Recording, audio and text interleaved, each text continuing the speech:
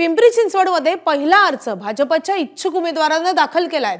अधिकृत उमेदवारी जाहीर होण्यापूर्वीच माजी उपमहापौर सचिन चिंचवडे यांनी रिस्क घेत प्रभाग क्रमांक 17 च्या जागेवर दावा ठोकलाय।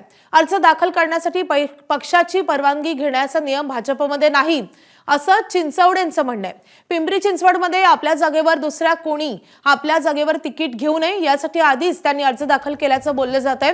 मात्र त्यांच्याच प्रभागातील ओबीसी राखीव जागेवर लढण्यास इच्छुक असलेले भाजपचे माजी सभागृह नेते नामदेव ढाकेंनी ही रिस्क घेतलेली नाहीये।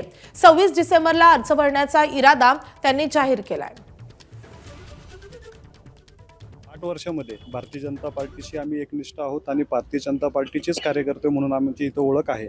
आणि भारतीय जनता पार्टीचा फॉर्म किंवा आमच्या पार्टीमध्ये असा कुठला नियम नाही आहे की फॉर्म भरायच्या आधी पार्टीची चौकशी किंवा विचारपूस करून फॉर्म भरावा, असं कुठं आमच्या तरी ऐकण्यात अजून असं नाही आहे। मी आत्ता फक्त उमेदवारी अर्ज दाखल केलेला आहे, त्यामुळे मी काही भाजपच्या विरोधात कुठलं काम केलं किंवा पक्षाच्या सिस्टमच्या विरोधात काही केलेलं नाही आहे। उमेदवारी अर्ज दाखल करणं हे नॉर्मल प्रोसेस आहे, तो प्रोसेसचा एक पार्ट कंप्लीट केलेला आहे।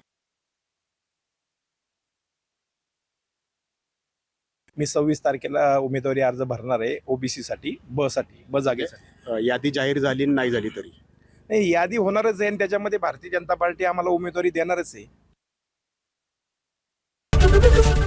एबीपी माझा, उघडा डोळे बघा नीट।